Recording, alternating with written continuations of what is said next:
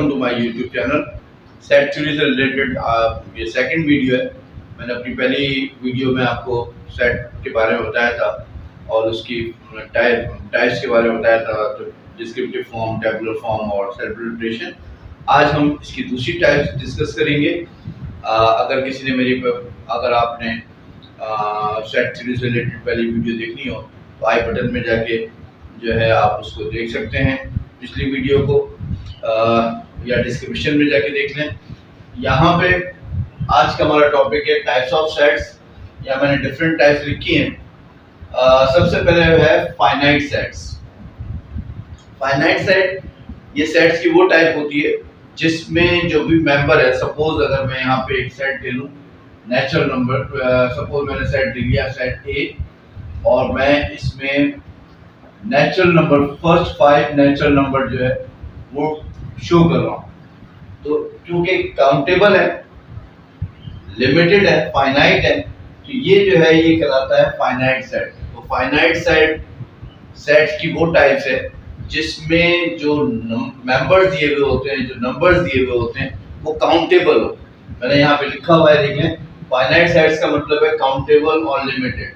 तो हर वो सेट्स जिसके मेंबर्स को आप काउंट कर सके, जो लिमिटेड हो, तो वो शो करता है फाइनाइट सेट को। ठीक है, जैसे आप सपोज एक क्लास के अंदर 20 बच्चे हैं, तो अगर आप उन 20 बच्चों को, क्योंकि आप आसानी से काउंट कर सकते हैं, अगर आपकी सपोज मैं उस क्लास का स्टूडेंट हूँ और मेरी क्लास में 20 बच्चे हैं, तो मैं अपनी तमाम क्लास के बच्चों को ना सिर्फ जानता हूँ बल्कि उनको काउंट कर सकता हूँ, तो वो जो है वो कहलाएंगे फाइनाइट सेट। यहाँ पर इनफाइनाइट सेट्स जो है, इसका मतलब होता है अनकाउंटेबल और अनलिमिटेड। ऐसा सेट्स जिसके मेंबर्स जो हैं वो काउंट ना हो सके।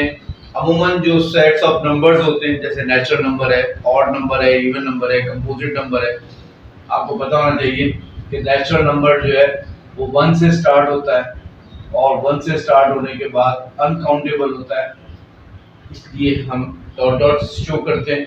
यानी ये एंड नहीं होता, नेचुरल नंबर 1 से स्टार्ट होके, और ये अनकाउंटेबल है, तो इसको हम कहते हैं इनफाइनाइट सेट। इसी तरह अगर हम ऑड नंबर ले लें, तो ऑड नंबर भी, सपोज ऑड नंबर है 1 3 5 7 9 11 13, और ये चलते रहेंगे ऑड नंबर, तो ये भी जो है शो करेगा इनफाइनाइट सेट को।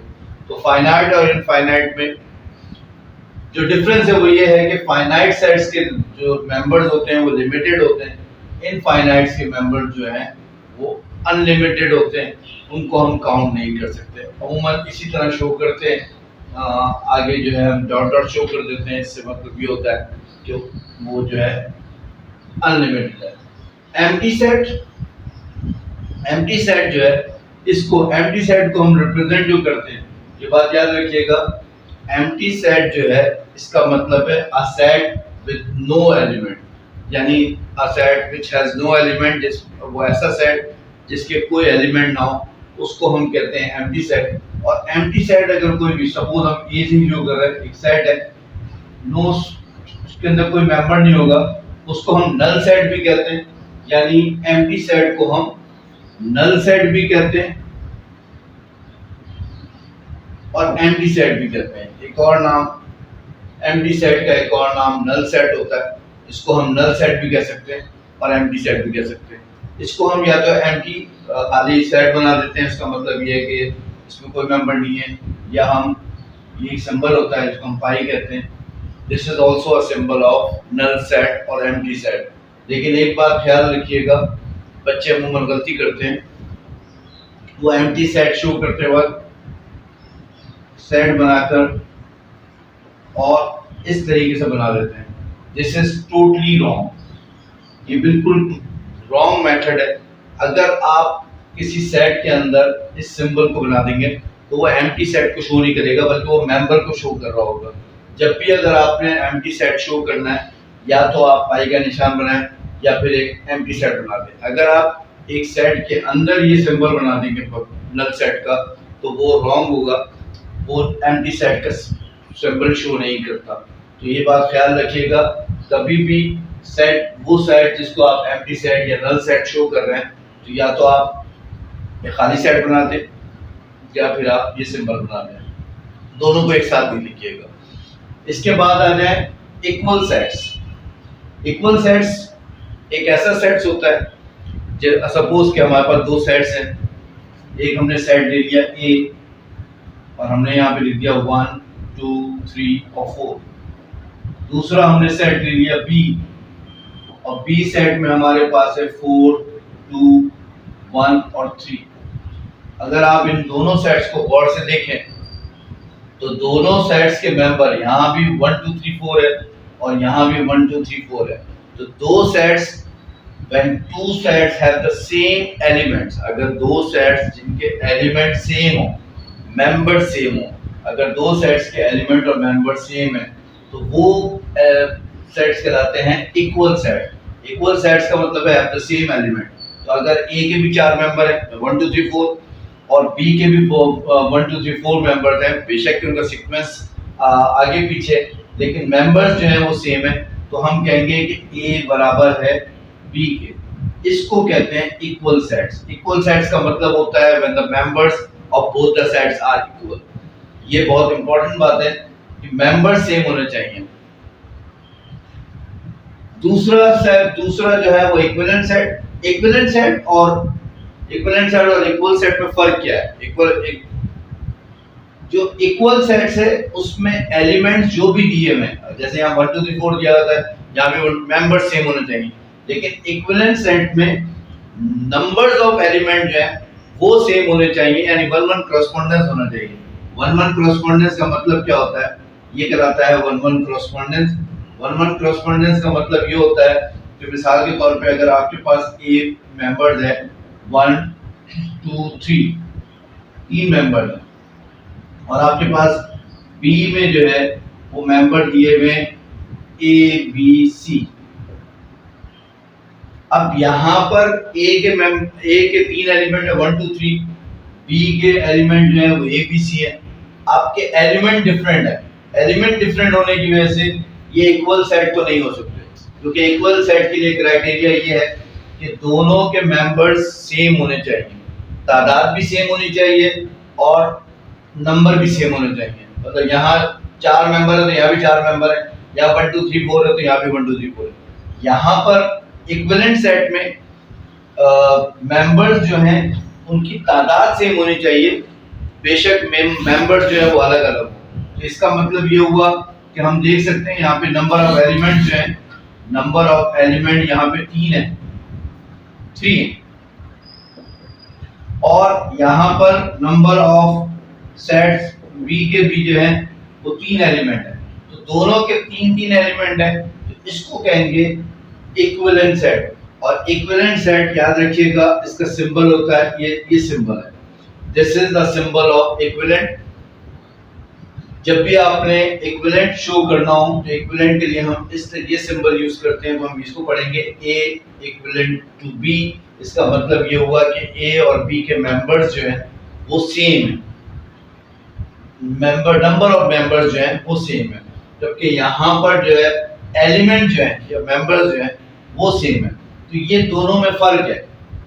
इक्वल सेट्स में सेम एलिमेंट होते हैं, जितने जो एलिमेंट यहाँ होंगे वही एलिमेंट यहाँ होंगे, दोनों सेट्स के एलिमेंट सेम होंगे। जबकि इक्विवेलेंट सेट में जो नंबर ऑफ एलिमेंट्स होते हैं, नंबर ऑफ एलिमेंट वो सेम होते हैं, बेशक मेंबर्स जो हैं वो अलग अलग हो। जैसे यहाँ पे नंबर दिए हुए 1 2 3, यहाँ पे अल्फाबेट दिए हुए ABC, तो इसको कहते हैं इक्विवेलेंट सेट।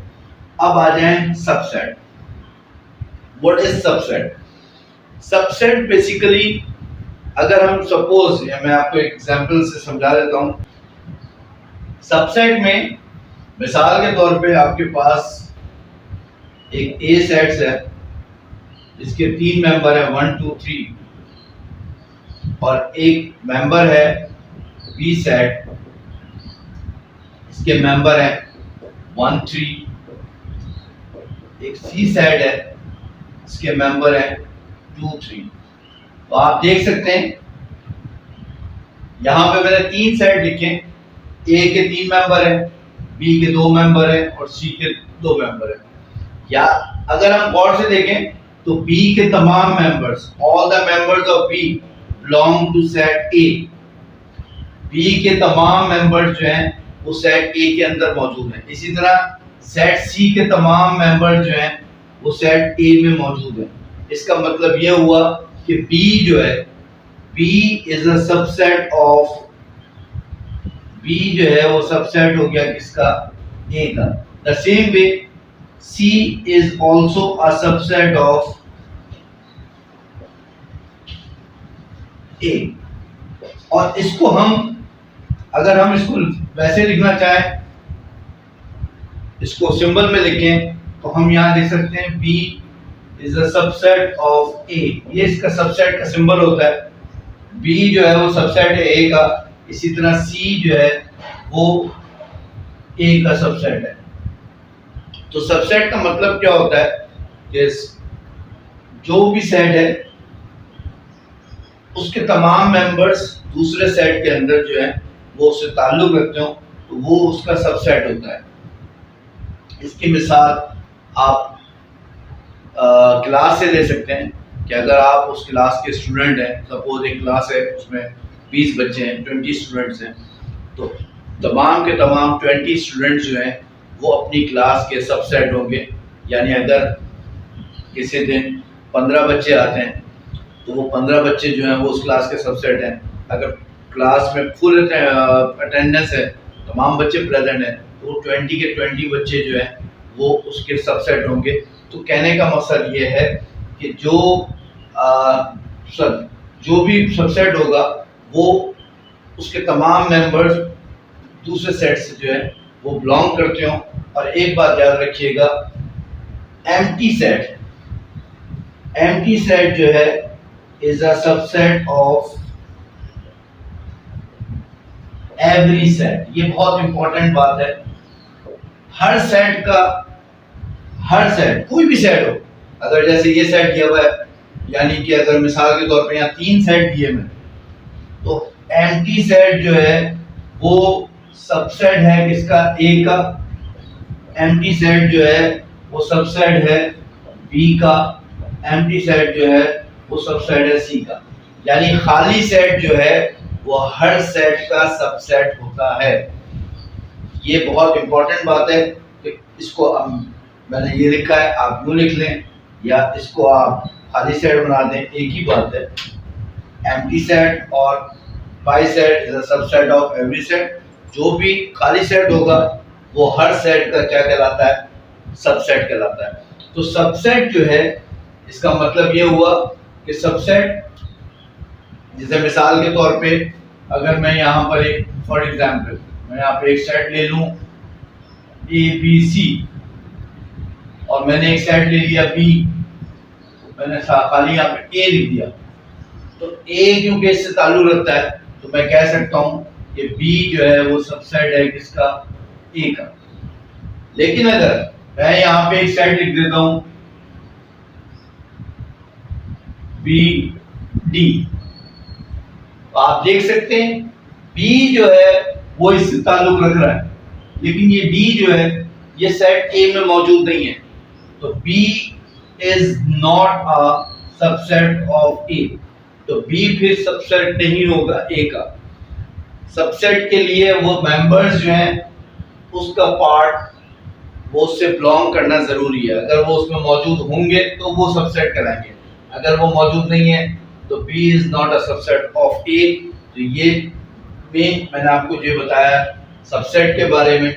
अब मूव टू प्रॉपर सबसेट। तो सबसेट की डेफिनेशन क्या हुई, if every element of B set belongs to set A। ये इसकी डेफिनेशन हो गई। If every element of B set belongs to set A, यानी A अगर मिसाल के तौर पे मैं यहाँ पे लिख रहा हूँ, A अगर मिसाल के तौर पे है 1 2 3 और B सेट है 1 3, तो B जो है वो सबसेट हो जाएगा किसका, A का। मैंने ये सबसेट जो है इसके बारे में आपको बता दिया। अब आ जाए प्रॉपर सबसेट। प्रॉपर सबसेट में इसकी डेफिनेशन ये होती है, if every element of set A belongs to set B, but at least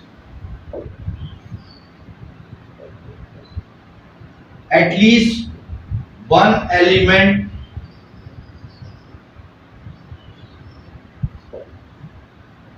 does not belong, यानी एटलीस्ट कम से कम एक बिलोंग ना करता हो।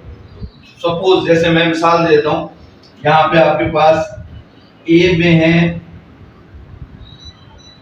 1 2 3 और बी में है आपके पास 1 2 3 4।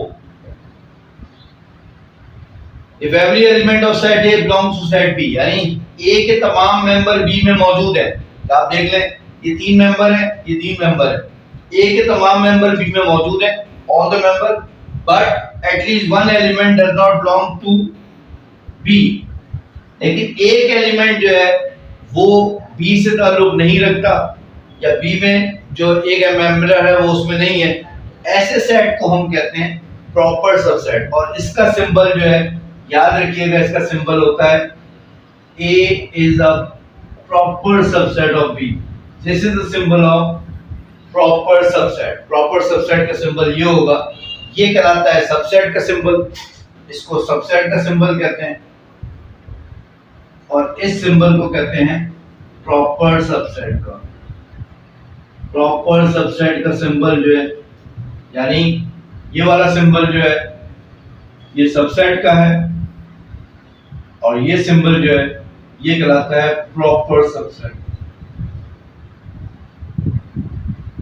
ये आपने ख्याल रखना है। तो ये अगर तो एक सेट के मेंबर दूसरे में मौजूद हो, ठीक है ना, तो वो उसके सबसेट कहलाएंगे। और प्रॉपर सबसेट की डेफिनेशन ये हो गई कि एक सेट के तमाम मेंबर्स दूसरे में मौजूद है, बट एटलीस्ट एक या एक से ज्यादा एलिमेंट जो है वो उससे ताल्लुक नहीं रखते, तो वो फिर वो कहलाता है प्रॉपर सबसेट। तो ये हमारा हो गया प्रॉपर सबसेट। लास्ट है इम्प्रॉपर सबसेट। और इम्प्रॉपर सबसेट जो है वो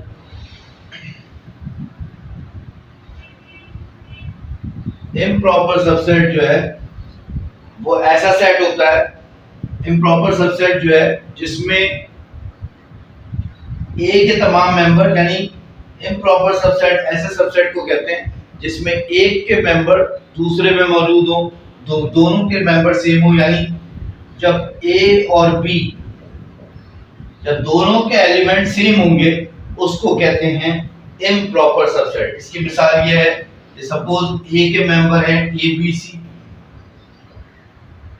और बी के मेंबर हैं ए सी बी।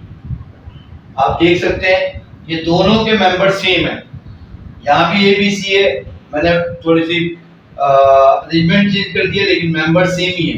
यहाँ भी ए बी सी है, यहाँ भी ए बी सी है। जब दोनों के मेंबर्स अगर सेम हो तो उसको कहते हैं इम्प्रॉपर सबसेट। और इम्प्रॉपर सबसेट्स का सिंबल जो है वो भी तकरीबन यही होता है जो सबसेट का होता है, इसको भी इम्प्रॉपर सबसेट्स का सिंबल कहते हैं। इम्प्रॉपर सबसेट जो है, इम्प्रॉपर सेट जो है इसका सिंबल भी यही होता है, ठीक है। तो ये हमारे टॉपिक था आज के, मैंने टाइप्स ऑफ सेट्स ये मैंने आपको बता दिया। आई होप कि आपको ये वीडियो पसंद आई होगी और आपको कॉन्सेप्ट क्लियर हो गया होगा different about the different types of set. Thank you, अल्लाह हाफिज़।